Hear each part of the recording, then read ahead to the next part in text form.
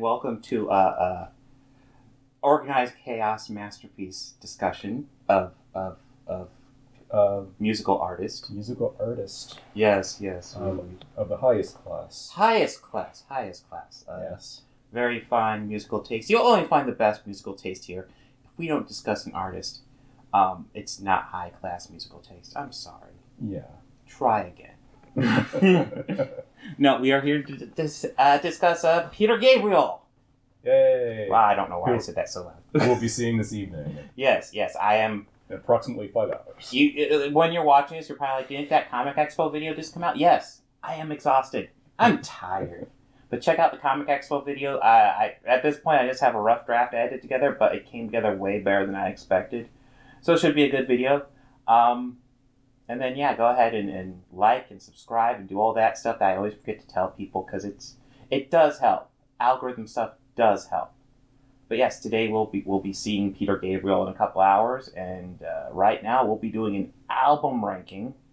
Of how many did we settle upon? We settled up. My list is 13. It is, I want to say, it's 9 studio albums. Plus soundtracks. Yeah. Plus the soundtracks thing. And then 3 soundtracks. Yeah. Oh, yeah. 3 soundtracks. And then a soundtrack compilation. Which is it's an interesting compilation because it's not bad, but it's missing some stuff. And then I include some stuff that's just kind of slight variance. It's a weird compilation, yeah, I feel. We'll get to that. But we'll get to it, yeah. It had enough original material that maybe we felt it should have been included. And I know the soundtracks. I said I'm going to try to watch these movies, but I got so busy, so I only watched one of them. I saw Birdy. I've seen Last Temptation of Christ, years ago. It's been a while. But I feel like I've seen bits and pieces. But yeah. Did you ever watch the soundtracks for the Pink Floyd soundtracks, like More and Obscured by Clouds? And... No. I've seen the Wall movie. Yeah. Which, fun fact, the Wall movie is entertaining. It's insane, but it's entertaining. It's worth checking out. Point being, sometimes these soundtracks are a little more notorious than the films themselves. Yeah, no, I've heard the Peter Gabriel soundtracks a couple times, but I've never, I've seen Last Temptation once, and then I have not seen Birdy or Rabbit Proof Fence, and I wanted to see them all this week and get refreshed, and I only saw Birdy, so. Yeah, I only seen parts of Last Temptation. Yeah. Yeah, It's a well-made movie. Okay, this is memory from 10 years ago. I remember it being a well-made movie. Uh-huh. And there was huge controversy around it. And do you want to know what the controversy around it was? Something religious related? Oh, absolutely. You know that. But essentially, they were upset because the story depicted that Jesus didn't want to get crucified and he would rather grow old and have a family. Okay.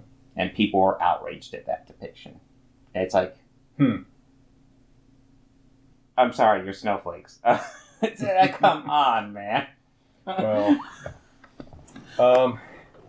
anyways, do we just want to talk about Peter Gabriel for a couple minutes? I guess we can, before we dive in. Obviously, if you've clicked this video, you know who he is. No need to really go through the Genesis back history. He was part of Genesis?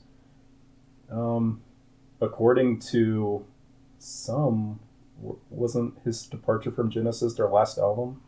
Maybe, yeah. Nothing after Lamb Lies Down on Broadway. Yeah, there's never officially released. Yeah, 0 Genesis albums since he left. Famously. No, in all seriousness, no. Yeah, big fan of all of the Genesis albums. Mm-hmm. I'm pretty much a fan of Genesis, and a lot of their solo stuff I'm huge fans of. I think maybe Steve Hackett. There's some albums I haven't even listened to all his albums. I like some of them. I will say he gets a bit thick with the Genesis Revisited stuff. Yeah. But, his original stuff I largely like. I just finally heard a Steve Hackett for the first time. I found one of his earlier albums. Mm-hmm. It was very nursery crime sounding. Yeah. Actually, I think the later stuff actually sounds much more, distinctly his. Yeah. But the problem is his later stuff is also mixing, every other albums of Genesis Revisited. It's like... Yeah. Just don't remember that time when I was in Genesis? Yes. Here, have some Genesis. And I understand for him especially, Peter Gabriel's got his own vibe going on, but Steve Hackett's kind of that's part of his career right now is going around touring old Genesis stuff, and it's I like your actual original stuff better. I don't know if you agree, but I always felt that the start of Peter Gabriel's career was kind of like a natural progression from when he left Genesis. Yes. So it feels like an alternate timeline. Yeah, it does very much. Because, like if I were to put on the Peter Gabriel, like, I'm trying to think of a good way, like, the alternate timeline, I think is the best way to describe it. But, yeah, it does sound like, it really sounds like an extension of Lamb. Yeah. Like, both Trick of the Tail and the first self-titled, untitled Peter Gabriel album, Car, both sound like sequels to Lamb taken from different perspectives. And they both work very well in that respect, in my opinion. But they're both different. And it's one of those things you just kind of have to listen to get more into it. Yeah, I also feel that Peter Gabriel's solo, of all of the solo material, Genesis related, is probably the strongest. Yes. Well, here's the interesting thing. So I've heard the intro albums for all their solo careers. I actually think Peter Gabriel has the worst of the intro solo albums. That's fair. But yet, the best overall solo career. Yeah. Which is interesting. Yeah. The first out, like, I guess we'll get to it when we get to the album rank, but the first album is so hit and miss with me. Well, and he had 3 albums that were consecutive, and in my opinion, just like bam, bam, bam, bam, bam. Like, yeah, it's like, okay, nothing's going to top this. These are better than any Phil Collins solo, better than Mike and the Mechanics, better than, Well, that's the thing. Like, I also feel like Mike and the Mechanics and Phil's solo, I guess Mike Rutherford's solo and Phil's solo. In the 80s, I thought they were on fire, and then something happened in, like, 1990, I swear, and it just wasn't as good. That's really fair, too. Well, I guess Mike and Mechanics did a really good album in 95, and then after that, not.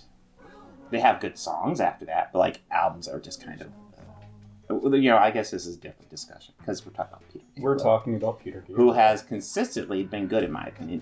Like, he hasn't released the whole album yet. He's releasing a new track off his new album every day. Or every full moon this year. And 2 versions of each track. I know, and I don't even know which one's going to be the album version, too. Like, I wanted to put together a collection of it, but I don't even know which one's going to be the album version. So it's like, it's interesting, but, like, I don't know. Here's what I do know.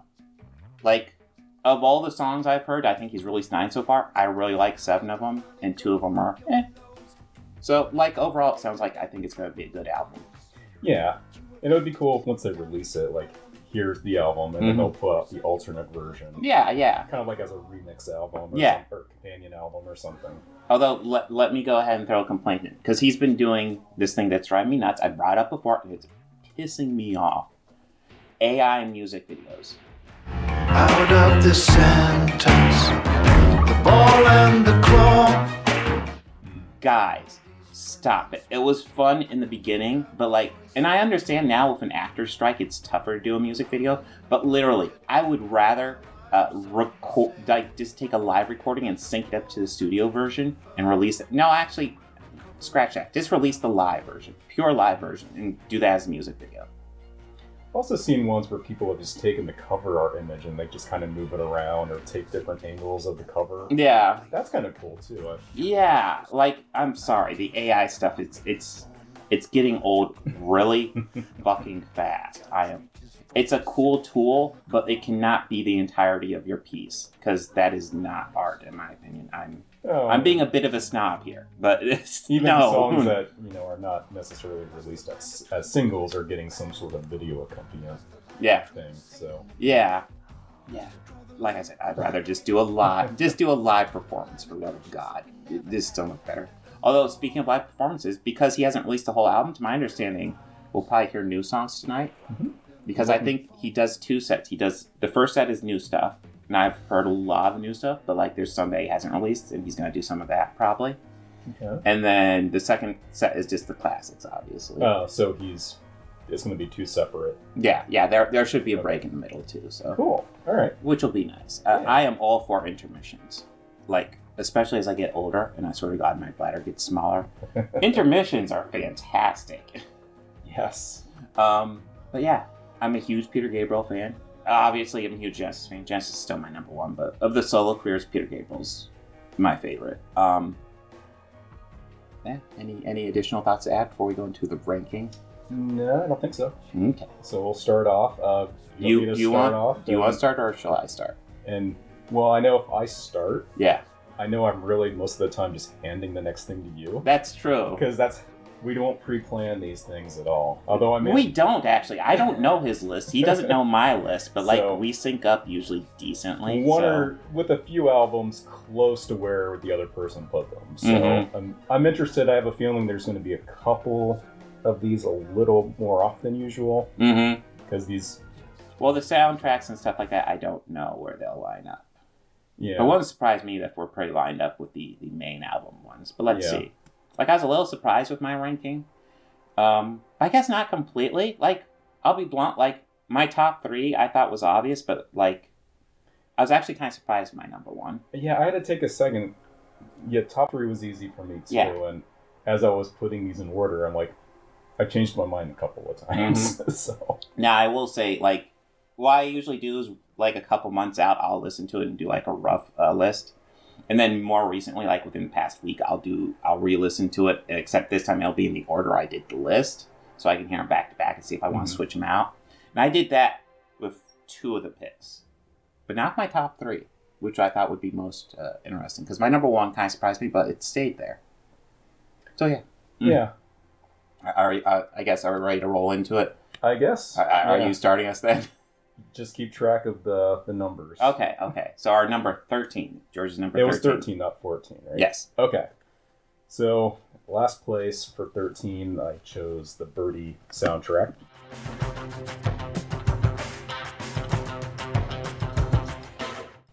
This is kind of a weird... It's not entirely original material. There's a lot of instrumental passages from previously released songs. So I was kind of basing it off of like how original it is in the catalog. Yeah. There are... Well, yeah, go ahead. I was just going to say, like, Birdy and Rabbit Poo Friends both have this issue, where it's largely based on other stuff in the catalog. And it's not bad. They're like re-envisionment. Like, I saw the Birdy movie this week. It's a good movie. The soundtrack works well. There's lots of reinterpretations of Wallflower in that soundtrack. Yeah. It works well in the movie as a soundtrack album. Well, we'll get to it when I get to it. Yeah, here's George's thoughts. It even states what's what on the back. You know, there's excerpts from like San Jacinto, The Wallflower, Rhythm of the Heat, Not One of Us. But there are a couple tracks on here that were pretty big concert staples. Like Floating Dogs, I think, is the most interesting track on here. Yes, Floating Dogs was excellent. And that was a tour staple for a while, which I really, really like. That's probably my favorite song on there. So, on the back, there's the back, but you're probably not going to be able to see it, but it says, warning, this recording contains recycled material and no lyrics. So, I do like it, but dead last just based off of just recycling, but the few new tracks on it that are on here I do like. So 13 Birdy. Okay. Am I handing this to you? No, you're not. Oh, wow. You're not. Okay. We're instantly thrown off. I'm going to need Scratch My Back. All we can be heroes. So I don't own a copy of Scratch okay. My Back, but I do have this Live Blood recording, which will... Yeah, we'll use it in place. It's. I imagine this has a lot of it. A lot of those tracks, yeah. But yeah, not quite Scratch My Back, but Scratch My Back is just kind of, it's an orchestral version of... Covers? Covers, yes. Yeah. And they're not bad, but they get a little dry. So I was kind of excited when I heard he'd be doing, like, orchestral songs, and what I didn't realize was that he's going to eliminate the normal band and just do the orchestra. Which is interesting. I think especially in New Blood it was interesting because it was a different take. But with these being covers, they all felt a bit more shallow than I was expecting. There's just not as much to it as I wanted. And like I said, it's not bad. Like, the Heroes cover is probably my favorite. It's really good. I know Book of Love was a big single. I don't know, it's fine. Yeah. There's a couple on here that I think are great, and there's a couple on here that are just kind of... I'm just waiting for it to end, honestly. I did like Heroes. Yeah, like I said, Heroes is probably my favorite. Yeah. But when he announced orchestral stuff, I thought it'd be like the Yes orchestral album, where it was a full band plus an orchestra accompanying them. So it's just kind of just adding layers to the music. And I thought that was really cool, and I wanted to see Peter Gabriel do it. And when he removes the band, it's kind of like, it's not quite what I wanted. It's not, I won't call it bad, but it's definitely, it sits with me the least of everything. Yeah. And again, it's essentially covers and remixed or revisited material. Yeah, so yeah. I can understand why it's so low. Yeah, but that is my 13. I guess we should go into my 12. And I actually don't think you're handling Birdy quite yet. It's not too far off. Okay. Long Walk Home.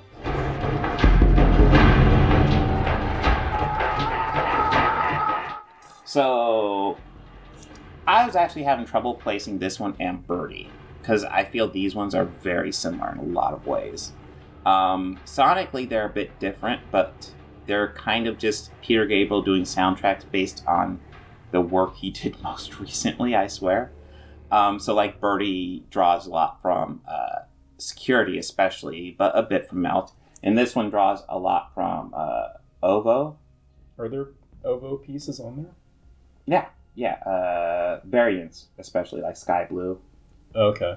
Or wait, is Sky Blue Ovo or Up? I think that might be Up now that I say that. And so it might be Up. But I think it does draw a bit from Ovo as well.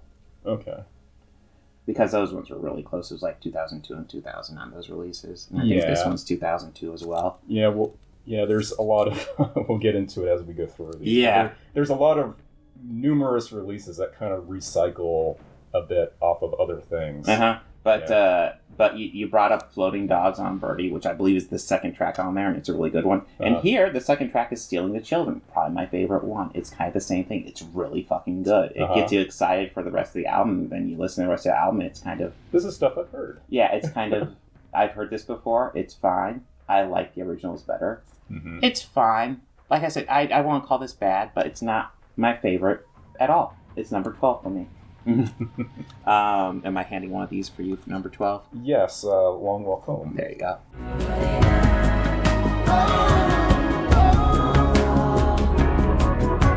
Well, we're lining up. Yeah. Here.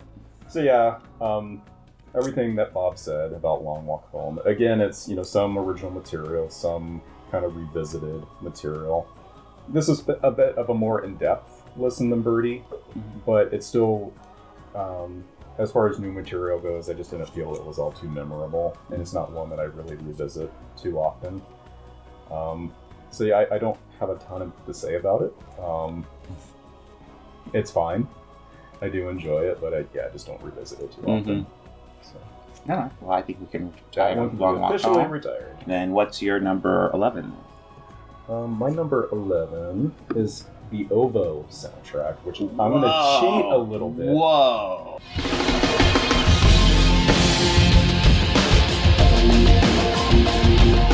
Well, let me explain why. So I don't have a physical copy of it. I don't think it was ever released on vinyl. No, I don't think so. I think I had a disc for it for a while. I might still, but yeah. But this collection, the hit and miss compilations, have some of those tracks, which is The Tower That Ate People, Father and Son, and then a really good live version of Downside Up.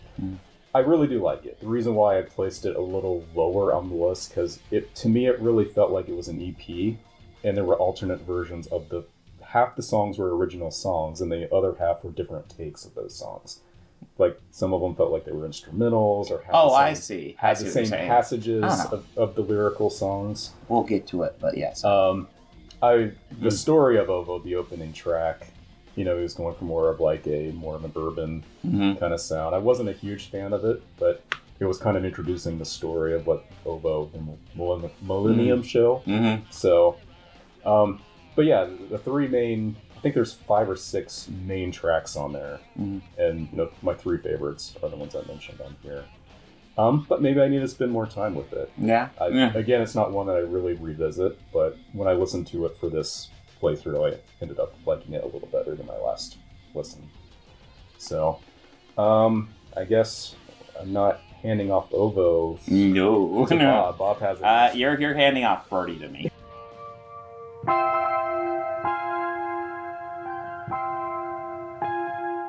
So because you had to realize it won't be that far behind. So Birdy. So this, like I said, I saw the actual movie this week. It's a decent movie. I think Nicolas Cage hams it up a little bit, but overall it's pretty good. It ends on a comedic note, despite being pretty much a drama all the way through. But yet the comedic note was kind of memorable and kind of works. It's one of those things where you have to watch to see it. It's interesting, but it's a comedic note to let you know that what you're seeing is actually real and it's not just in the guy's head, so it works. But yeah, this is like, for me, I feel like this and Long Walk Home are very similar. And I kind of edged a bit more towards this one because it's just kind of the first time he did it. So it's like, okay, he's experimenting. We already brought up Floating Dogs, which is a fantastic song. But yeah, I think Slow Maramba is on here. That was also a live staple for a bit. Mm-hmm. This is a good album. But I almost never that's the problem when we get to the bottom of the list here. Like, these are good, but like, if I'm going to listen to Peter Gabriel, it's not going to be one of these. It's just not. They're really deep when you go into your deep dive listens. Like, let me check this out again. Yeah, exactly. Like, if I'm on my own, I feel like Peter Gabriel. No. Yeah. But it's decent. Floating Dog, as I already said, good one. That one's pretty much the one I would consider classic Peter Gabriel that makes this one unique. All the other good songs are on albums I listen to more. Yeah. But yeah. Decent. Can we take a minute to talk about the cover art? Yes. This looks like it's a still from the movie. And it is. The Birdy concept of a guy in a looks like a prison cell dreaming of flight. Mm-hmm. Is that a key part of the movie, or is that just a random image? So this is pretty much in the movie, I think. It's Matthew. I think they added some shadows so you don't see his butt, because you see his butt in the movie. But it's Matthew Modine. It's about the whole movie. I guess we'll go over a brief synopsis. It's about Matthew Modine, who plays Birdy. He's a guy who's kind of obsessed with birds. He's a bit weird, socially awkward, but he ends up becoming friends with Al, who's played by Nicolas Cage, who's a bit more out there. And these two have a friendship that builds throughout the movie in largely flashbacks, because in modern day in this movie, Matthew Modine's kind of gone insane, kind of thinks he's a bird. This is an insane asylum, actually. And, you see shots of him perching on the edge of his bed and stuff like that, kind of looking around like a bird. He's kind of shut down to the world. And then what you're learning is in between them building up their friendship and becoming friends and this stuff where he's gone insane and Nicolas Cage is trying to talk to him and break him out of this bird-like trance. He thinks he's a bird. What happened in between there was Vietnam. And it kind of broke Birdy. And what you learn kind of is, this is his defense mechanism. He's trying to almost hide from the world by doing this. And it's about Al trying to reach out and get to him. It's not the perfect movie, but it's pretty good. And the soundtrack works well. But yeah, that's what this pose is about. It's about a man who is broken, and his friends trying to reach out to him. Yeah, I've never seen the movie, so I just assumed that was what the cover was. Mm-hmm. So, yeah, it's a guy who thinks he's a bird. Let's see, that was my number 11. I think we're on my number 10 then, because we must be my number 10. Okay. Of course, I don't know what that is yet. Oh, Rated PG. We're coming down to the ground. There's no better place to go. All right, so this is an interesting compilation put together by Peter Gabriel. So these are all songs that are not quite like, a couple of these are on the albums, but they're all they're either songs that were only on the soundtrack or songs that if they had an album release, this is like a variant of them. Yeah, no. Like In Your Eyes is a little bit different. Book of Love I thought was most lazy because that was literally just the radio edit on this one. It's almost the exact same. Yeah, it's like 20 seconds shorter. It's a really short song. They did a radio edit that was slightly shorter. And I have some thoughts on the track selection. I know, it's an interesting track selection. So this was done in 2019, and it doesn't, there's a couple songs, there's a song he did with Deep Forest on Strange Days that is excellent. Mm-hmm. Not on here. There's an excellent song he did for the Edward Snowden and Oliver Stone movie, The Veil. Excellent song. Not on here. The song from Gremlins is not on there. What's the song from Gremlins? Out. I did. I need to check out. I don't know what this song is. It's kind of like a fun experimental disco kind of sounding. Mm-hmm. And I mean, there are some bangers on here. I've always loved Down to Earth. Like, that's probably one of my favorite soundtrack songs from him, possibly my favorite. Walk Through the Fire from the Against All Odds, the same soundtrack that had Excellent. the Phil Collins song Against All Odds. Take a look at me now. When you think of soundtrack songs for that movie, like, I think the soundtrack for that movie is more famous than the actual movie. Yeah. Because that's another one I've never seen, but I know... I just now recently found the soundtrack for that. Yeah. It was like, and it has some Mike Rutherford. Yeah, I think there's a Mike Rutherford solo piece on there. Yeah. But yeah, this is a interesting pick. It's not bad. Like, you know, Taboo, not bad. That'll Do from the Babe soundtrack is solid. Let's see, Speak Bull. I've never seen that movie, but it's a good song.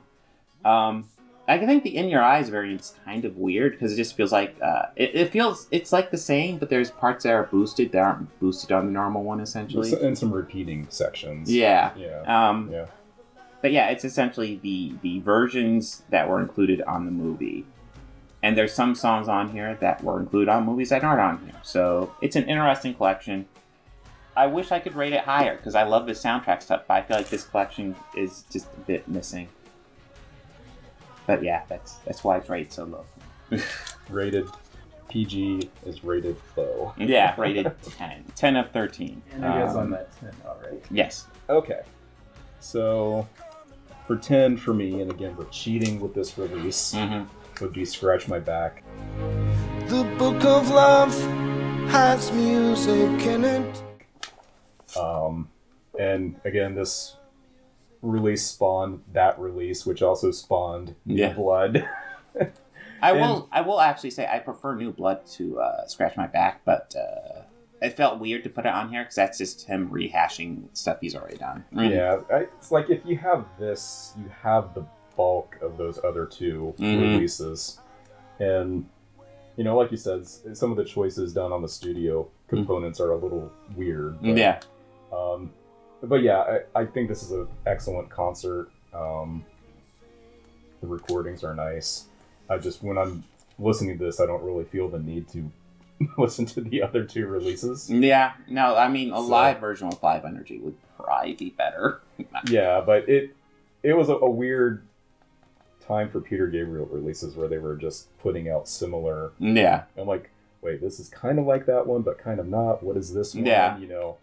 And then Scratch My Back also had a second part to it where other artists covered Peter Gabriel songs. The whole idea was he would do Scratch My Back where he covers a whole bunch of artists, and then he would do And I'll Scratch Yours, which is the other artists that he covers cover him, which didn't quite work out. And I feel like with Peter Gabriel, he has this issue a lot where he has these big ideas, and when it actually comes time to getting them put together, it doesn't quite work out fantastic, especially with Scratch My Back and I'll Scratch Yours. Like David Bowie was supposed to do a cover of him, and it just didn't work out, and Brian Eno ended up doing the cover in place and stuff like that. Oh, I didn't know that. Yeah. So it doesn't quite work out that way, but yeah. Just, you know, Peter Gabriel has a very non-conventional discography. Dude, one thing I will say I appreciate about the guy is that he's doing his own thing on his own schedule, and you know it's nice to be an artist to get that point. It's also kind of respectable that he does that. He doesn't feel the need to push stuff out just to sell out. It's funny when we were trying to distinguish what should be in the album ranking. It's like, there's so many different types of releases, but there's so many that have original material and some that don't, and some that kind of do. So, I guess we're finally retiring. Yeah, we can retire Scratch My Back. And then I believe that would bring us to your number 9, right? Number 9. I think we're kind of getting into the more proper studio albums. We're almost there. Yes. I feel like this is not going to line up at all, but number 9, I picked The Scratch.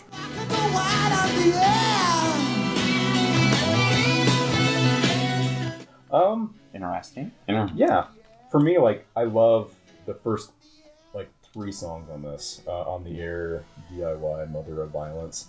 And then it kind of loses momentum a little bit for me. gets a little more experimental. I do really like it. But I just feel that the other albums that were the other proper albums, I feel are a little more solid. But this one always grows on me too. I didn't like it the first time I heard it. It's one of my favorite covers, by the way. That's, you know, why it's called Scratch. He's scratching through the celluloid there. If you don't know, his first 4 albums are either untitled or self-titled. It's weird. And now in the U.S. release, the 4th one was just titled Security. But in the original release, it was the same deal. Yeah, the UK release was untitled. But then the first 3 are all untitled. So it's essentially Car, Scratch, and Melt. So yeah, I feel like this one is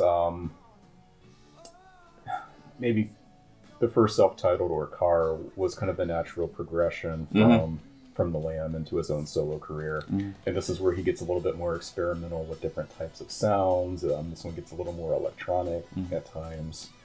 A lot of different soundscapes on it. But as far as like the songs go, I feel like these aren't his strongest songs in his catalog. Well, I mean, you're not handing that one to me for a little bit, but I would agree with that. Yeah, okay. There's a little sameness, I feel, a lot with that one. But yeah, I'm kind of on board with it. But still really good. I mean, obviously, all of these albums are good, and you know, this one over the years has just grown on me, I guess, and it's a little further up the list.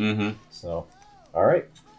I think we're to my number 9, and my number 9 is Passion.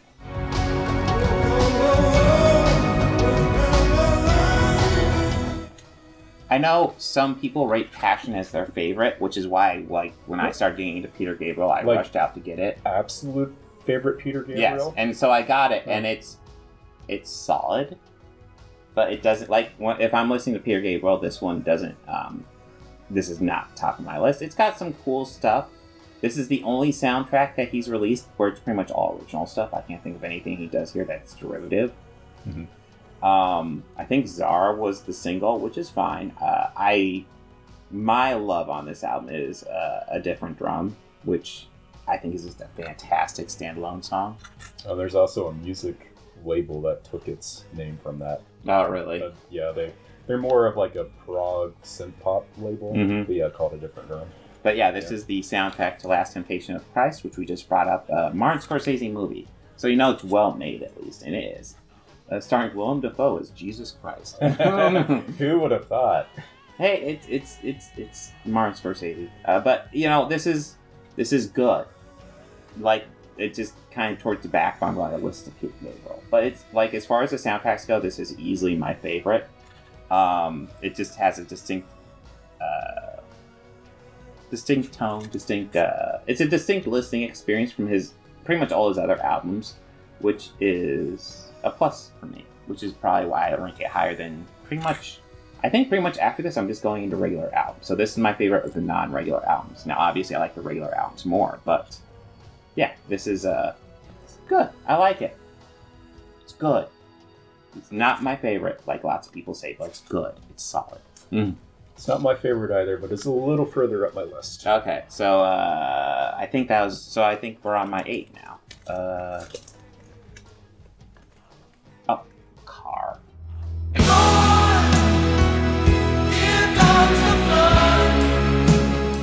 Car, his first one. This album it does feel like a natural progression from Lamb Lies Down on Broadway, except from like the other angle. Like like almost like you could figure out how to divide Lamb Lies Down on Broadway sonically, like, and put some of the sounds on Trick of a Tale and some of the sounds from on here, like you'd almost end up with that. It just really sounds like that. Like, it's tough to describe if you haven't listened to them, but yeah, they're both distinct sequels that work well. That being said, I definitely prefer Trick of a Tale to this one. Oh yeah. And that's not to say they aren't bangers on here. You know, Moribund the Burgermeister is like a weird experimental song. I kind of love it as the intro because it's just so fucking weird. It's like, okay, this is different from any Peter Gabriel I've ever heard before. And I guess, like, if this is your first Peter Gabriel album, you don't have that set up for it. But obviously, he'd already had most of his albums out by the time I started listening. So I put on this one. I'm like, this is weird. I love it. But obviously, the second song is Solsbury Hill, which is one of his most iconic songs. And then, like, Modern Love is just kind of like a fun, almost just standard rock song. But it's fun. And then you get Excuse Me, which... is weird. What the fuck was he on? Oh, no. I'm sorry. I do not like that one. That was just bad. It's like, oh, no. And then Humdrum and Slow Burn are fine. And then Waiting for the Big One is just, I want to go to sleep. It's like 7 minutes, and I just don't care. And then Down the Dulce Vita and Here Comes the Flood are bangers. And, you know, the 1990 version of Here Comes the Flood makes all these soundtracks. I'm sorry, I like the original more. I do too. It is so much better. It's a great one to end the album on. So it's like... And he always uses the 1990 version I know. of all the and compilations. It's fine, but like, dude, like the original is so good. The original's very dynamic. Yeah. So that's the reason why this one's so low, because there's bangers on here, and there's literally 2 tracks on here that I just do not like. And this is the only album, I think, where there's literally 2 tracks I don't like. Like even like Scratch My Back, which is way further down on the list, obviously. There are songs there that I think are forgettable, but there's not ones I dislike. Here are ones I actually dislike, but there's also, like I said, bangers on here. It's mostly bangers and 2 stinkers, in my opinion. Yeah, that's fair. But yeah, A Car, my least favorite of the Genesis solo first albums. My least favorite of his main albums, unless you count Scratch My Back.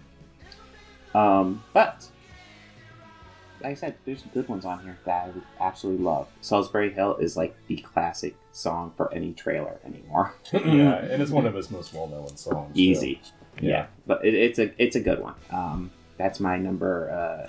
Is it my number 8? Yeah, it's my number 8. So I think we're at your number 8. Well, right? I think so. Okay. Yeah. Well, my number 8 is also the first self-titled Or Car. Son, he said, grab your things, I'm gonna take you home. Everything that Bob said is kind of my same thoughts on it. Just a interesting observation, though. The digital version / CD version flips the first 2 songs on here. I think on that one, Solsbury Hill is the first track, and then Moribund the Burgermeister is the second track. I've never heard it in that order before. So that was interesting, because you're right. Yeah, on the LP, Moribund is the first track. On my CD, it is as well. And okay. I think that's interesting, because I feel like while Solsbury Hill might be the one you'd expect to open Peter Gabriel, I think I like Moribund opening it better, just because it's so out there. It's so like, it kind of throws you off. Like, what am I in for with this one? And I like that. So, yeah, definitely my favorite tracks on there is that song, Moribund. It's so weird. And it gets a little creepy where it's like, I will find out. And it's just something you would hear out of like a macabre horror movie or something. I don't know if it's my favorite on there, but it's good. It's really good. And then, of course, Solsbury Hill, Modern Love kind of plays into like the top 40 disco that was kind of lingering around this time frame. And then, Here Comes the Flood. It's just an excellent song. Mm-hmm. I want to also have some appreciation for the cover art. Like, when I first got this, it's, him sitting in a car, but the angle of the shot and, like, the water drops on the car, it's just such a high definition of the water. It's like, that's actually a really cool photograph. Mm-hmm.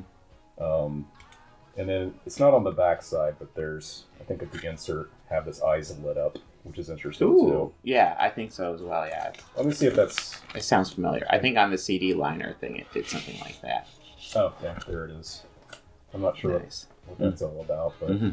It's about being creepy. Looking maybe cool. That's... looking cool, and maybe it's kind of like the different faces of his music. Maybe. As well, is kind of what that's going for. It's him being moribund. So, yeah. I think we're going to retire Car. Yes, we can retire Car. Number 7 is the Us album. You've gone too far. This time you've gone too far.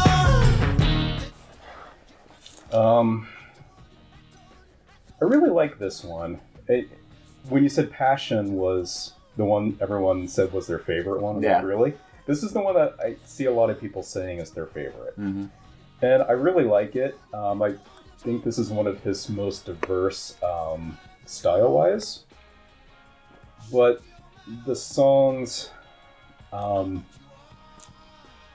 again, dynamically they're really good. But some of them range from just okay, and even the singles felt like they were a paint-by-numbers follow-up to what was successful on So.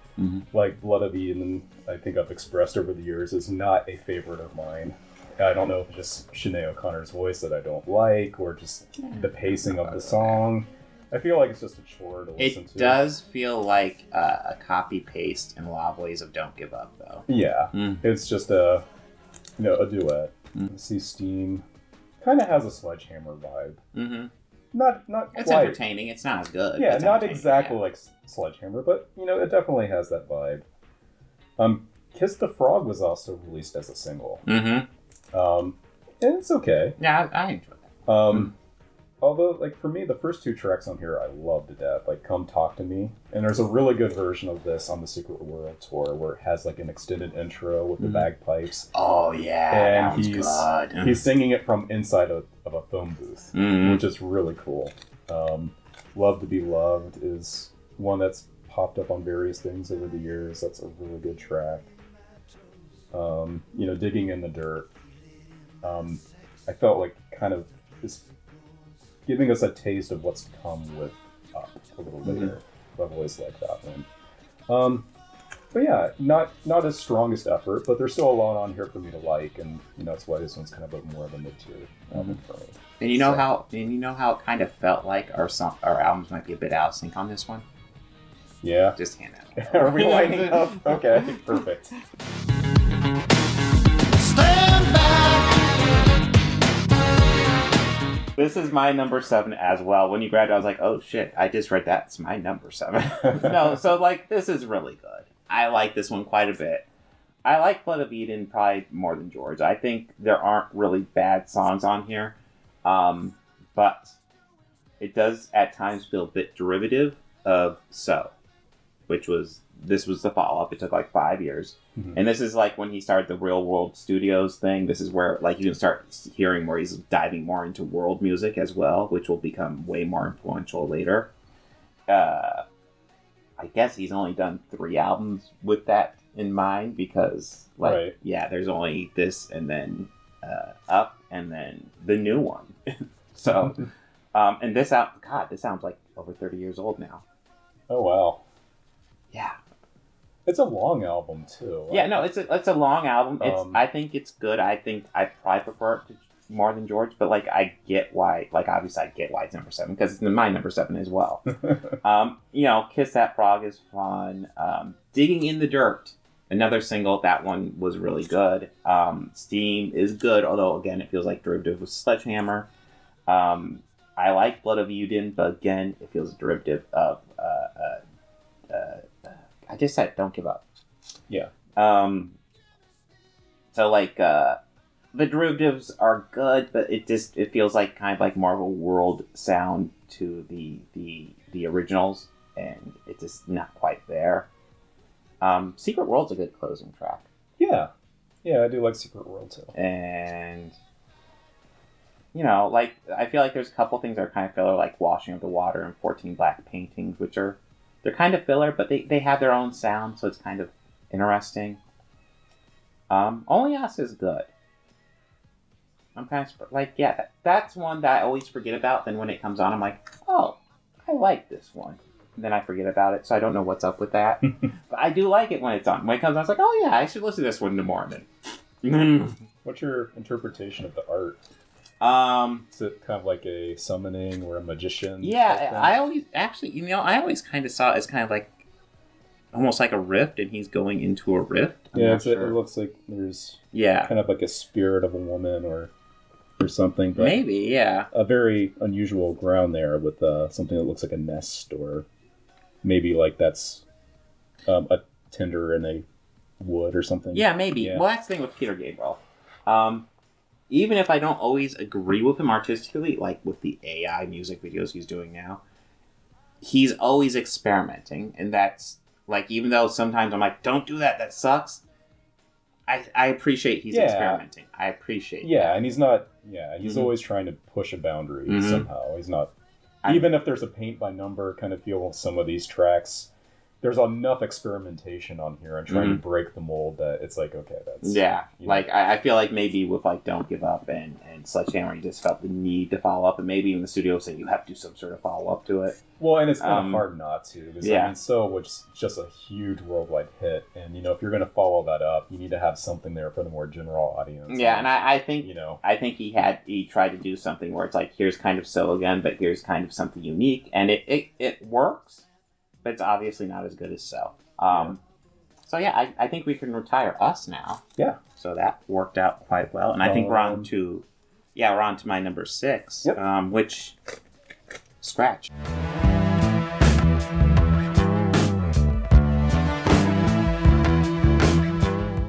So that one did not quite line up.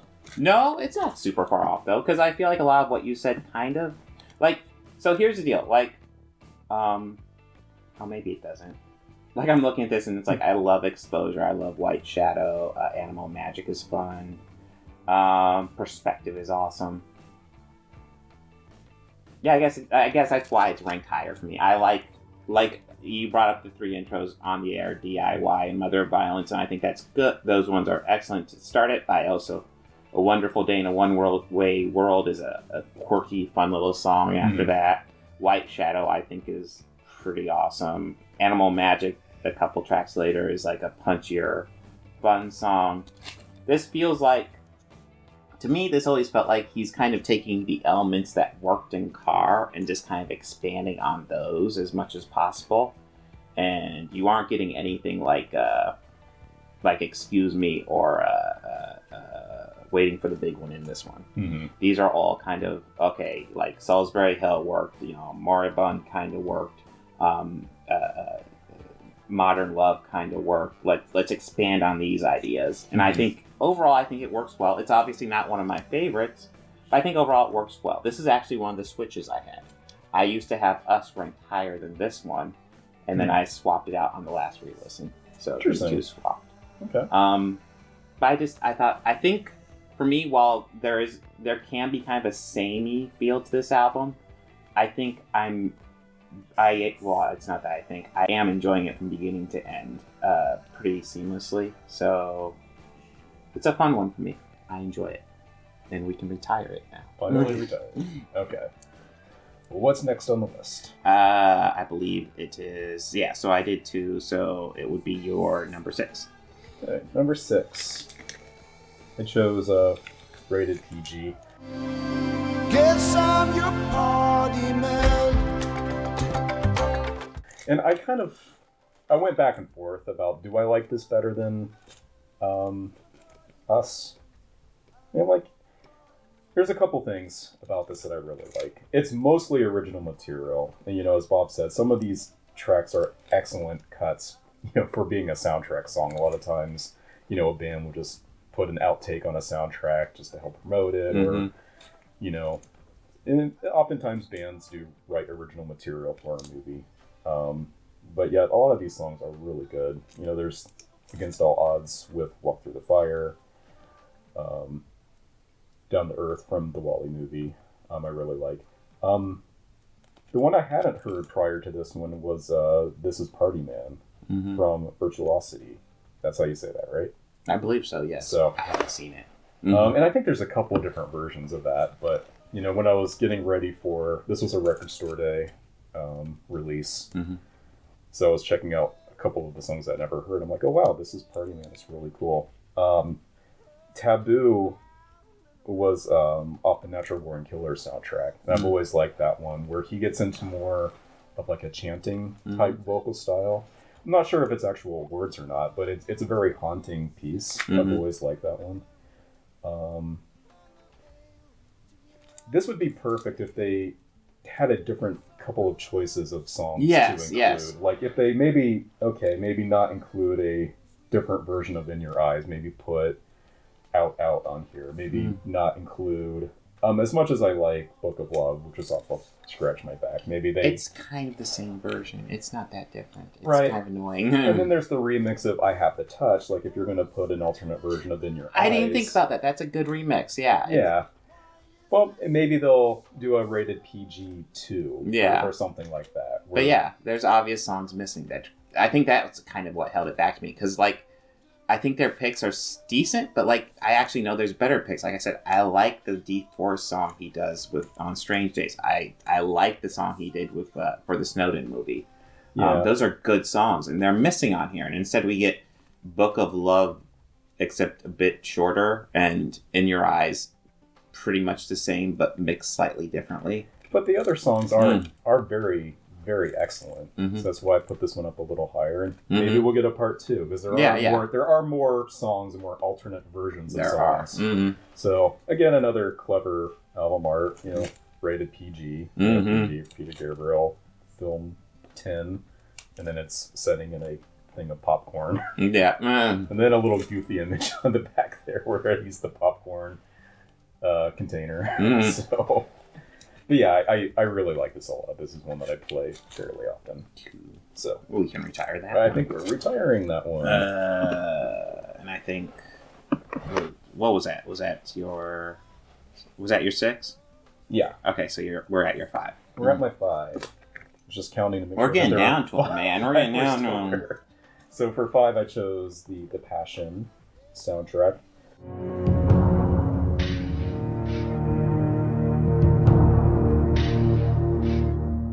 And again, there's not songs that stand out. This is a really good, like, collective piece of music. Mm-hmm.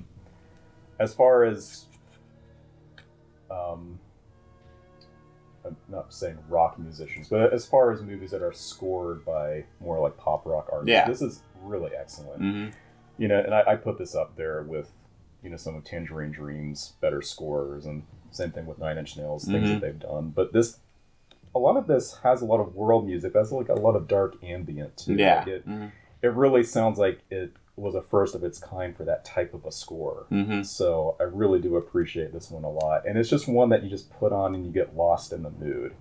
It's not like Birdy or Long Walk Home where it's like, yeah, this is fine, but it just seems like it's one kind of narrowed down feeling. Where this one, it's different types of songs, but they're all very focused. And I would almost say, like with Birdy and Long Walk Home, what might kind of hurt it, even though I like the derivative takes on the songs, when I hear those, I'm like, oh, I know that song. And it's going to take me out of it. And this one, it is kind of its own thing. Yeah, this also kind of reminds me of a lot of, like, industrial music that's a little more instrumental. Yeah. Yeah. And so there's a lot of experimentation, a lot of found sounds, a lot of different types of world instruments, but it just has a dark flavor to it, and it's really, really good. So well, we can retire. We're retiring Passion. So we're on to my number 5. Go ahead and pass up.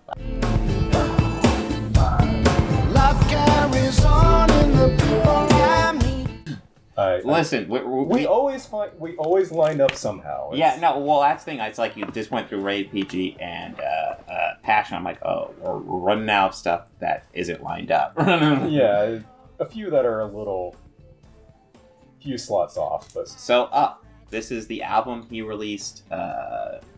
This is his last studio album. Although, I mean, we've had Scratch. This is his last traditional studio album, I guess is the best way to say it.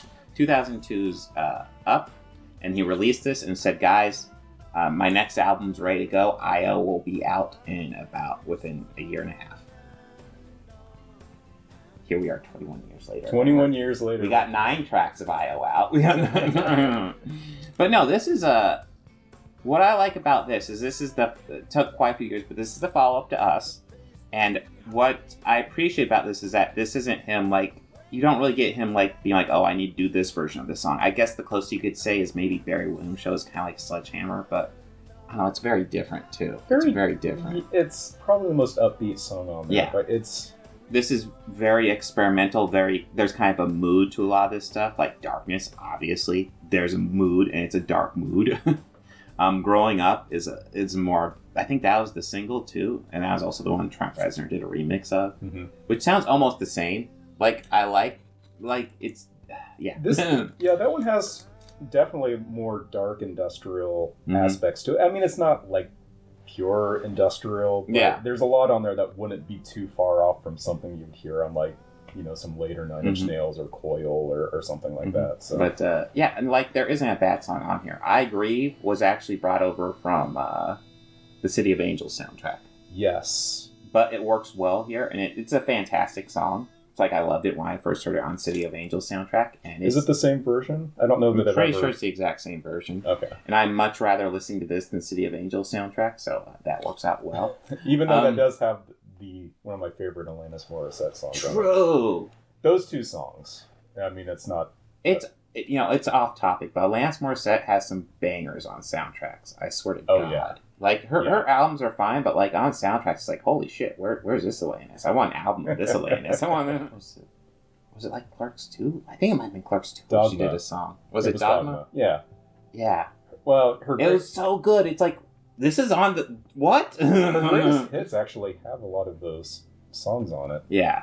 Anyways, we're discussing Peter Gabriel. Who also did a song on City of Angels. This is the same version of that song, but like I like listening to this more than that soundtrack because this is overall better in my opinion. But yeah, I Grieve is definitely a highlight for me because I like... It kind of covers the City of Angels movie a lot in a lot of ways because like it starts out kind of... I guess it's midway in that movie where it gets really depressing, but this movie starts out really depressing, and then the song is about, like, it's depressing, and then it's about building up and moving on, even though you don't want to. And it's an upbeat song, despite being depressing, too. It's a depressing, upbeat song. It's probably my pick for favorite. I love it. But, like, everything else, like Signal to Noise, Drop, More Than This, My Head's... These are all good songs. Every single song on here is good. Yeah. It's not my number one album pick, but it is really good. I thought it was, like, even though I like Us, I think it's a very solid step up. So far from what I've heard, I don't think I.O. is quite outperforming it, but it's good. We'll see how it turns out overall. Yeah. It might be some of the songs I'm less thrilled with in I.O. end up sounding really good when mixed with the album in the track order. But yeah, so this is good. Up is fantastic. That's my number 5. And then on to my number 4. My number 4 is... Oh, Ovo.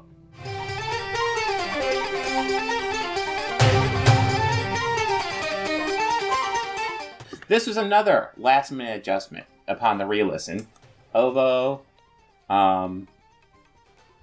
is a really good one. Like, you brought up Tower of the 8 People, Father, Son, Downside Up. Those are good ones. My favorite one on here is actually it's the...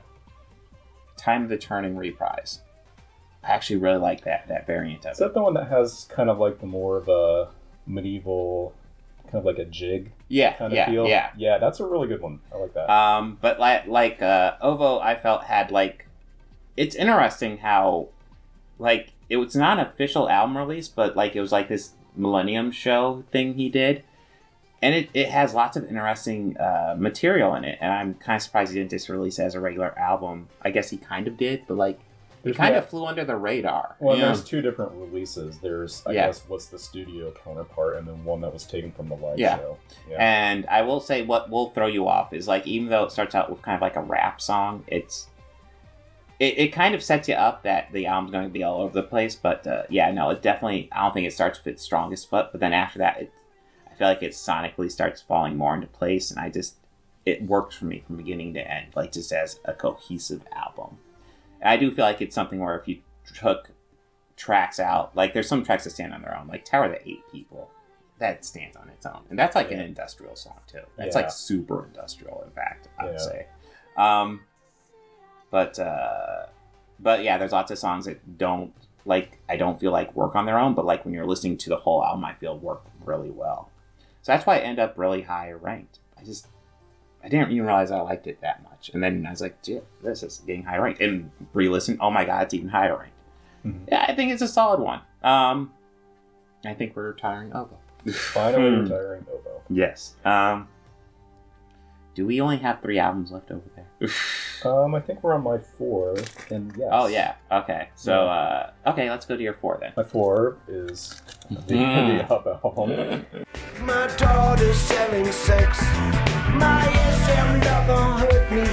My girl became a man. And, yeah, Bob, what you said, I think, perfectly describes this. It's dark, but it's also kind of uplifting in a way.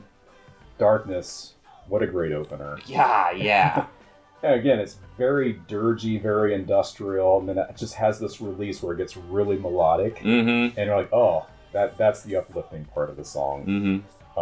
Yeah, growing up with a single, Trent Reznor did a version of that, which is... It's fine. It kind of sounds the same, honestly, to me. Like I don't kind of care which version I ever listen to. Well, it's like the song already has the type of sound that Trent Reznor would put into it anyway. Yeah, so exactly. There's not a lot that he changed on it. Yeah, I really like, I agree, the Millennium Show. The song that I absolutely love on here is Signal to Noise. And every time I hear that track with just all of the different strings and the orchestral parts of the song, like, oh my god. There's lots of building in that song. Yeah, and it just hits that spot every time. And that is a song that knows how to play with almost silence. Like, it'll go to almost silence, and then you just wait for the next beat. Yeah, it's so good. It's like any drama could use that song in the end credits. It's just like, oh yeah.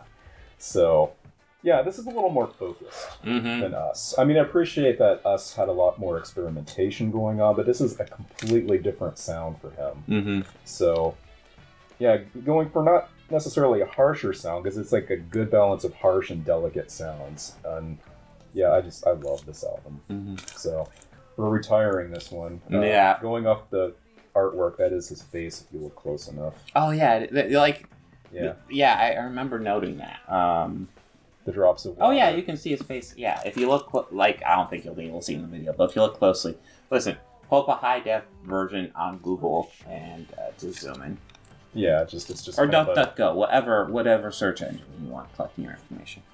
And then I'm on to number 3? Yes, it's your number 3. Number 3. Oh, boy. Well, I think we have the same top 3. Yes, I think we do. The third self-titled, or Melt. Slipping the clippers through the telephone wires. At this point, I just kind of refer to them as their nicknames. Yeah, so you're right. The second album was him kind of figuring out what worked off of the second album, or scratch.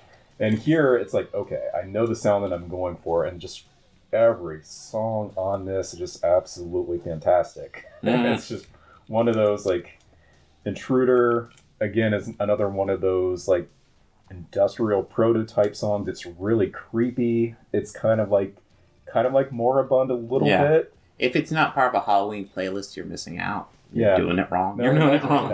I've played this at a couple of the Halloween parties. You have to. I will have yelled at you if you did. It's too creepy. Yeah.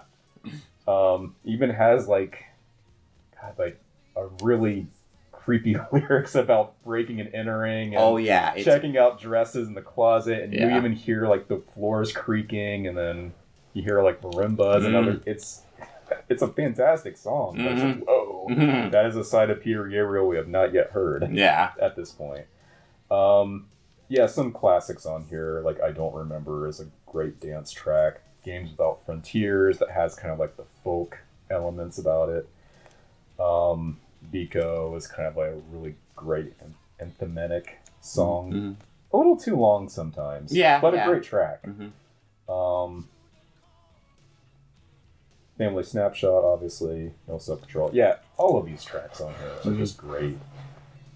I've heard some people kind of criticize Start, kind of with the ambience and the saxophone as being kind of like Kenny G-ish. I disagree. It's a fun little interlude that just kind of builds up to I don't remember. I'll be honest, like, while I'm not a huge Kenny G fan, I don't hate him, so it probably doesn't bug me.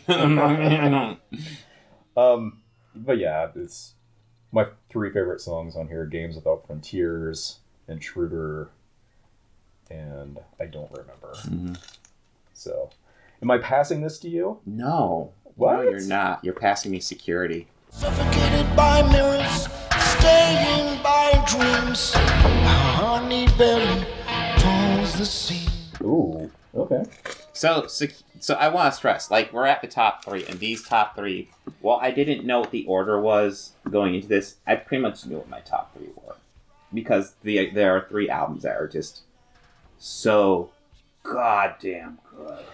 It's ridiculous. Yeah. And this ended up being my number 3. And again, like, between these 3, it's so fucking close because I love them all. So this is Security, also known as Untitled 4. Although on the U.S. release, it's actually titled Security. Yeah, it's officially titled Security. I feel like the label's like, okay, we're not doing this anymore. Stop it. We're not doing it. But yeah, so, like, this is so good. Like, so it opens with the Rhythm of the Heat, which, like, it builds up. Like, you get a little drum beat. It's building up, and then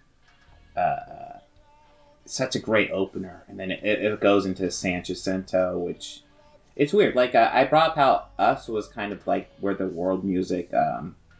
It's kind of where he started doing it, like, all the time. Yeah. Like, this one, you could tell this is, like...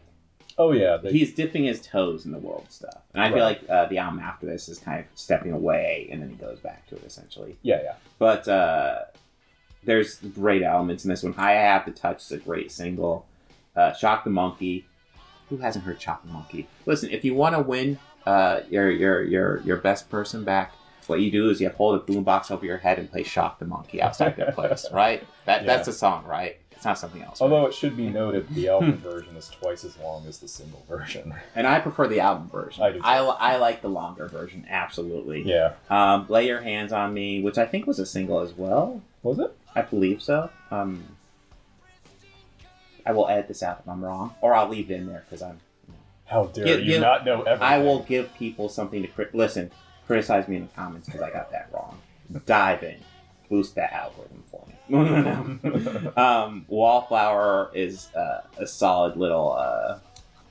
I would actually say Wallflower to me is almost kind of derivative of Family Snapshot, although I think it's actually done probably better here. That's fair. Kind of a stretch. But yeah.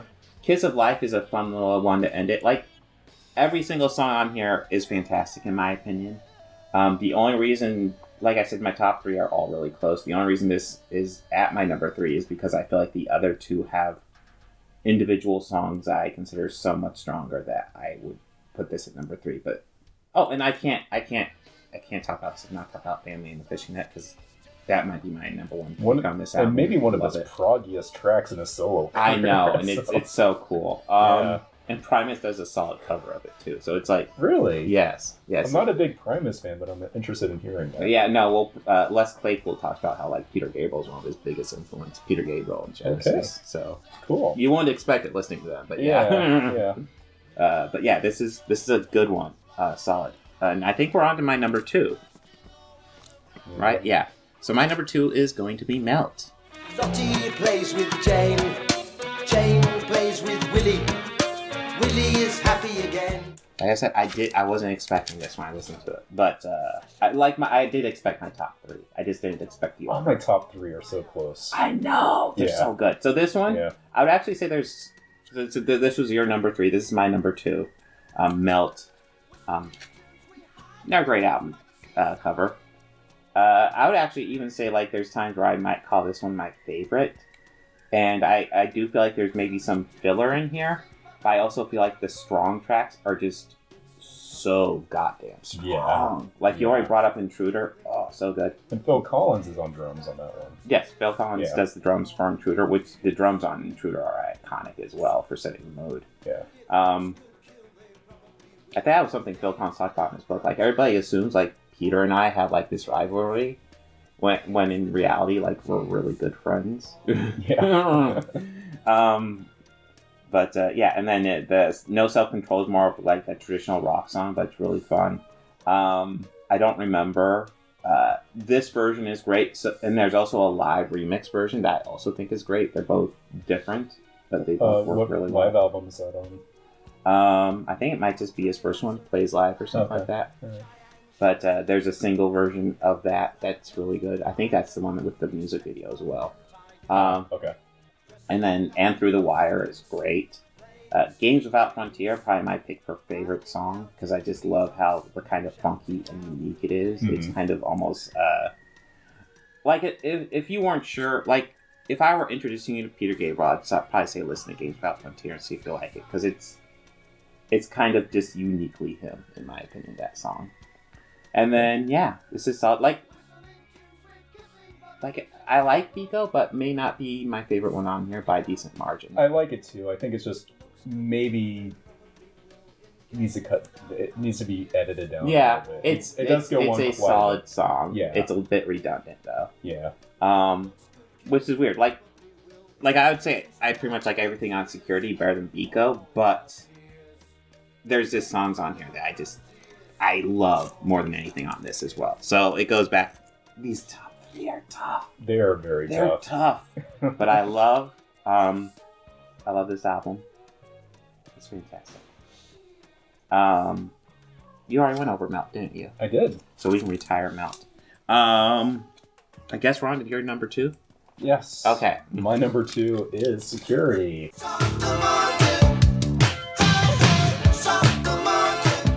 Uh-oh. And interesting enough, up until about maybe 11 or 12 or 13, who knows, 12 or 13 years ago, I don't know. I only ever owned the Shaking the Tree compilation.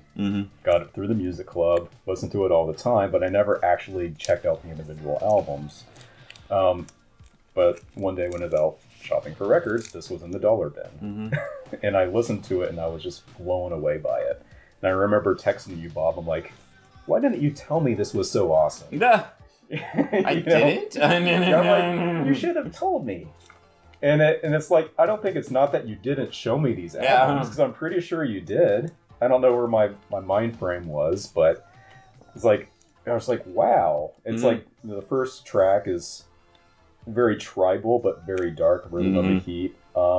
San Jacinto was a single, and that's might be my favorite Peter Gabriel song.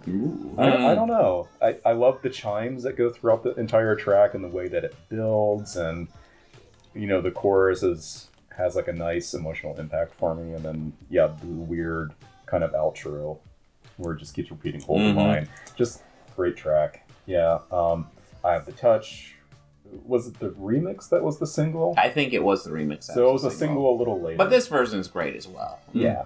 Family and the Fishing Net. You know, I was like, okay, that's about as prog as anything on, you know, any of the early Genesis albums. Shock the Monkey, you know, twice the classic, because when I finally heard this version, I'm like, wow, there's so much going on in this song that wasn't in the radio version. You know, Lay Your Hands on Me has kind of a little rap segment by him a little bit. Yeah. Like spoken word. Wallflower, again, is kind of more of the ballad. Kiss of Life is more of like a synthy, dancey pop. Yeah. You know, I think I've said this before. The 2 closing tracks on here are my least favorite songs on here, but I still really like them. I could probably go with Kiss of Life. I don't know. I really like Wallflower, though. But yeah, this just blew me away when I heard it. I was like, wow. So yeah, that's my number 2. And again, let's talk about the artwork and why a lot of the times the titles are relative to what the artwork is. And I don't know exactly what that is, but it always to me looked like a guy in a ski mask, like posing in front of a security camera. Yeah, I don't know. Like a robber. Yeah. But a lot of other people have said that that's like a religious idol or something. Oh, I don't know. So I've heard a lot of different things. I was hoping you knew what that was. No, I have no idea. It's a futuristic ancient security card. Yeah. So yeah, I just kind of see a face here. Like those are the eyes and there's a face, and it kind of looks like a still taken from like security footage or something. So that's the best I could come up with. So, but yeah, number 2. I just love this album. It's a good pick for number 2. It's a really good one. Yeah. So I guess am I leading number 1? Do you just want to? I guess we could just do it together. Spoiler: our number 1's the same apparently. Our number 1. Yeah. You know, and it's a little album called So. I don't know if you've heard of it. It has it's a very indie album. I don't think it really. I think it was kind of a bomb. Yeah. There wasn't any successful singles off it. If you just lay down your tracks. like Sledgehammer. Nobody's heard of Sledgehammer. No, Don't Give Up. Nobody's heard of that one. Big Time. Nobody's heard of that one. Most of the we tracks shouldn't on talk this about were it. actually really big singles. No, like most of the album's a huge single. Like I felt like so like oh my god, I'm just putting the big album with all the singles as number one, but then I'm listening to it, it's like it is really fucking good though. Yeah, Red Rain was a single, Sledgehammer was a single, Don't Give Up was a single, In Your Eyes was a single, Big Time was a single. I feel like Mercy Street may have been. Because I think I don't know if it was a single, but it's made a lot of soundtracks, I think. And it was on the compilation, Yeah. Taking the Tree as well. Yeah. So, and I think most of these songs are also on that compilation, minus that Voice Again. Which is weird, because that Voice Again is definitely a single, and it's a good one. And yeah, and We Do What We're Told. yeah, I believe the last two are the only two that weren't in singles in any way, which I think it's like, this is the picture, and we do what we're told. Yeah. And there was a closing track on here. Was that the one called Strange Birds? I think it's on the CD version. It might be, yeah. That he did with Laurie Anderson, and that actually appears on her, I think her second solo album.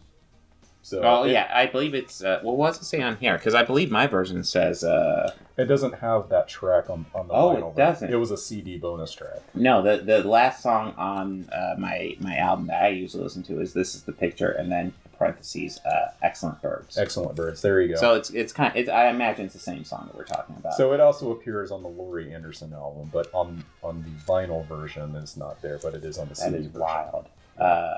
Yeah, so like going over just like, so there's 9 tracks traditionally on here. This one has 8, but the first 7 are all singles. Red Rain, Sledgehammer, Don't Give Up, That Voice Again, In Your Eyes, Mercy Street, Big Time.